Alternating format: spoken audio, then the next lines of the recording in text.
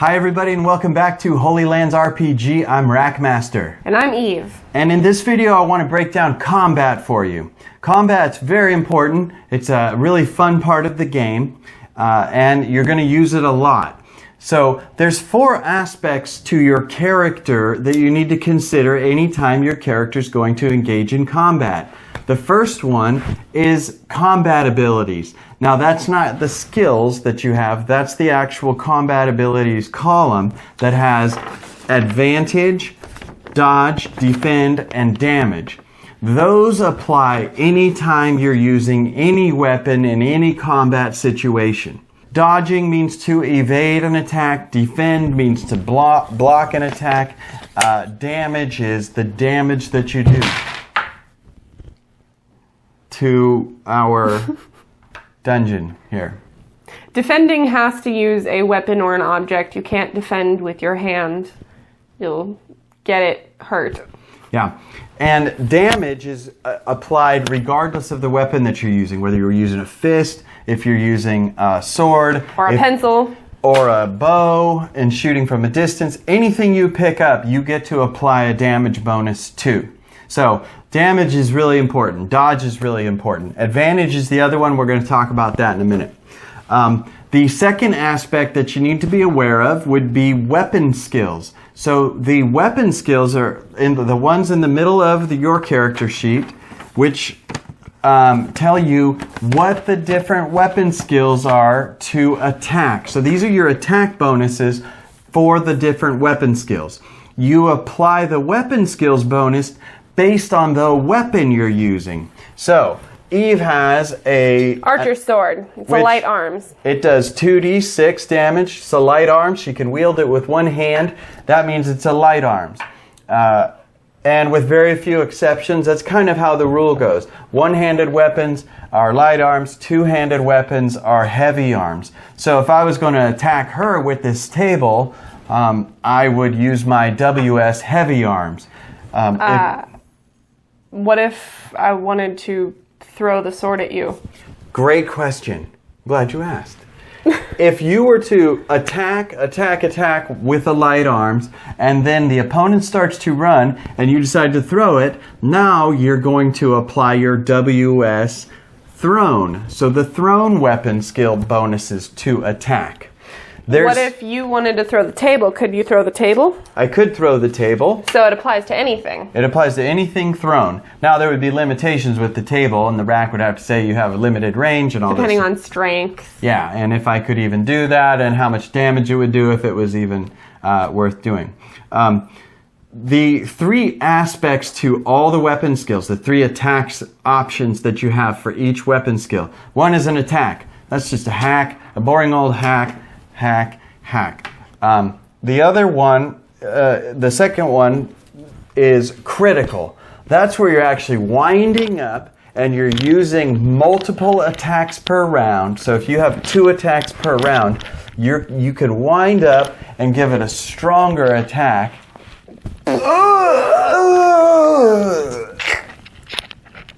That was a successful critical.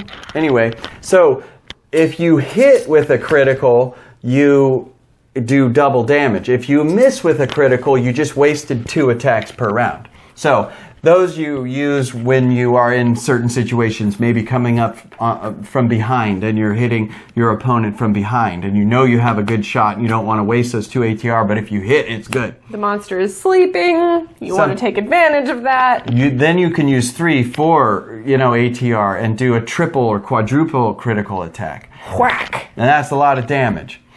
Special is anything else outside of that. So if I was hanging from the ceiling and I wanted to attack, I would use my special bonuses because it's not a regular attack and it's certainly not a critical. If you wanted to shoot a bow and ricochet off the wall around a corner. Or if I was helping someone and trying to save them while fending off a sea monster, that would be a special because it isn't a, normal everyday stuff. Right. Also, you have attacks per round. Those are basically how many attacks you have per round. We're going to illustrate those when we get into combat actions. So the next element of combat are weapons. Weapons are the actual physical weapons that you're using. So there's a weapon skill that applies to every weapon you're using. And those are your attack bonuses. But the weapons that you have do some random amount of damage. So in this case, it does 2d6 damage for the archer's sword. If she hit me, it would do anywhere from 2 to 6 damage. The randomness represents the quality of her hit. So if I roll 2, I kind of missed, kind of just like regardless of the attack, how well the attack was, if she rolled 2 damage, then it was a great attack, but I happened to have moved in a way or been in a certain position to where it more or less grazed me. Now, I hit him with the flat side of my sword. If I only have 13 life total, and she hits me for max damage, which is 12, that's a brutal hit. And she hit me in a critical spot, apparently my neck. So the fourth aspect of combat that you need to take into consideration anytime you're going into combat is armor. Armor is your ability to defend yourself while you're just standing there like a tree. Like that. The natural defense is your human natural defense, and that's 4. So humans, you have to roll over a 4 when you're fighting a human. Otherwise, the attack missed, and that opponent doesn't even have to roll to dodge or defend. Same thing with, as you pile on armor, you can get up to 15 and 16, and that means if I was going to try to attack, then I'd have to roll over a 15 or 16 before my opponent even has to roll to dodge or defend. So your armor defense adds to your natural defense. So you have 4 automatically. Every piece of armor that adds +1 or +2 or +3 to your character adds it on top of the 4 that you have as a natural. So now we're going to get into the actual combat actions. We talked about the combat elements that go into your character. Now we're going to talk about the actual combat actions. So now, let's say that the amazing tracker Ariella has found, she's saluting. There's the Racmonster! Oh, she's searching. She's found the ever-elusive... Saluting. ever-elusive and handsome bald Racmonster. She's finally found him, and now what is she going to do? She's going to kill him. I'm going to attack!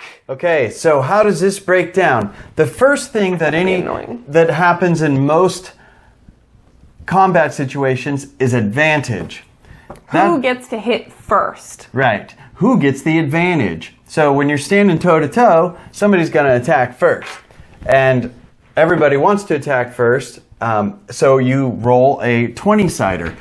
Basically, all combat actions are going to be rolled on a 20-sider, the highest being the winner. So when 2 combatants are squaring off, I'm the Racmonster, and I have no bonuses. Except I have a plus 50 to defend, but I have no ability to defend. He doesn't have any objects to defend with, so he can't use that. So I have a claw. Just 1 claw. Just 1 claw. I have claws. So the Racmonster and Ariel are squaring off. She's using her archer sword, and I'm using my amazing claws, which do 1d8 damage. So we're going to roll for advantage. 3 plus my 1 to advantage, so I got 4. She rolled a 4. I rolled a natural 10. So I beat her, but you can see how having more bonuses can be more advantageous. Yeah, more advantageous in these rolls. So he's going to attack first.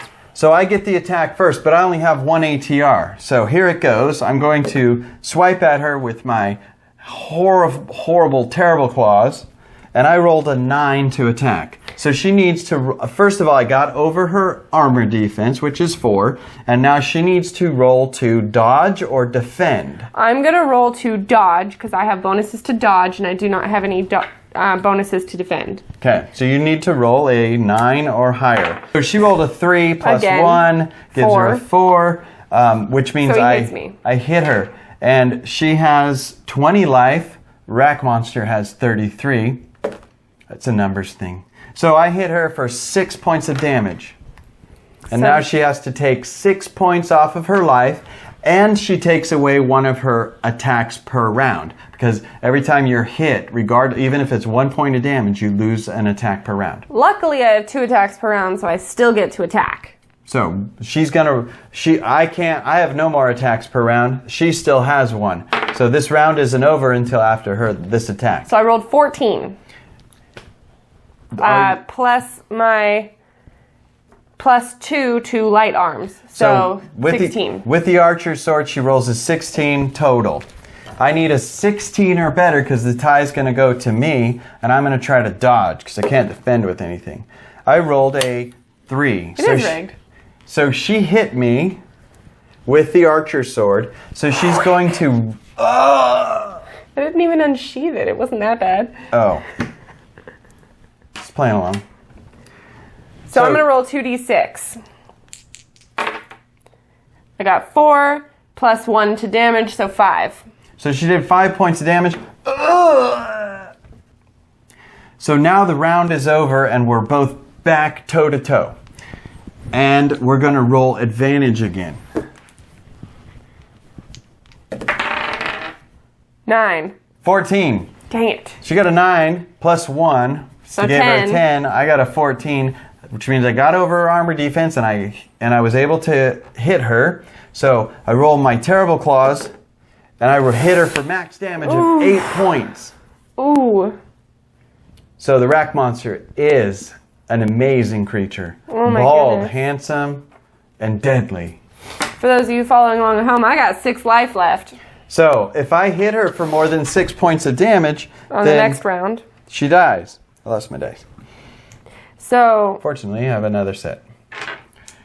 So right about now is when you start to decide what is most important. Finishing the fight, you think you can win, or do you retreat? Do you do different things? We're going to just play this out. never give up, never surrender. So go ahead and attack with your last attack per round. 14.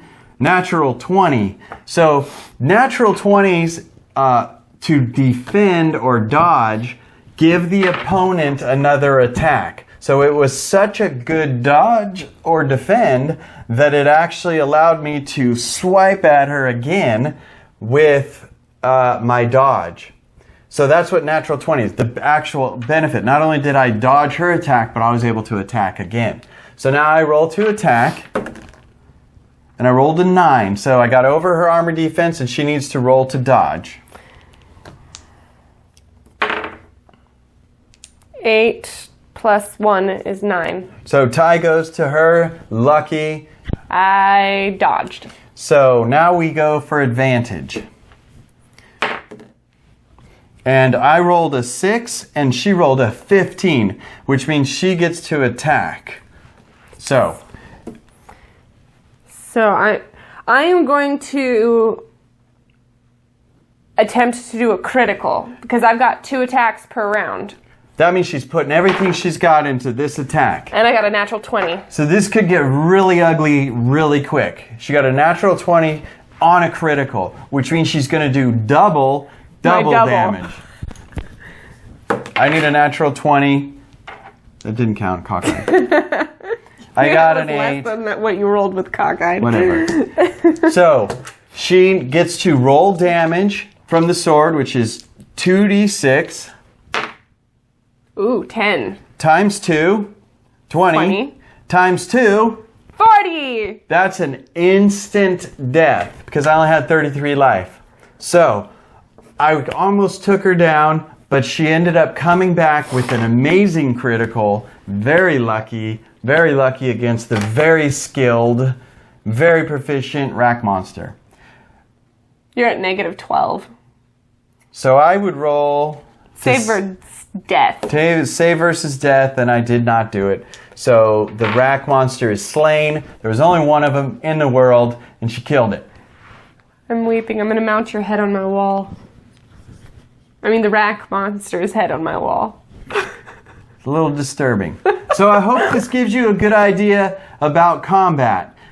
We broke down the different elements that go into your character and then the different actions that go into the actual combat actions. There's more to it, but that at least gives you the basics. Go to holylandsrpg.com, pick up this book, and this will walk you through some more of the details of combat. So I hope you enjoyed this video. I look forward to seeing you next video. Thanks for watching, and God bless.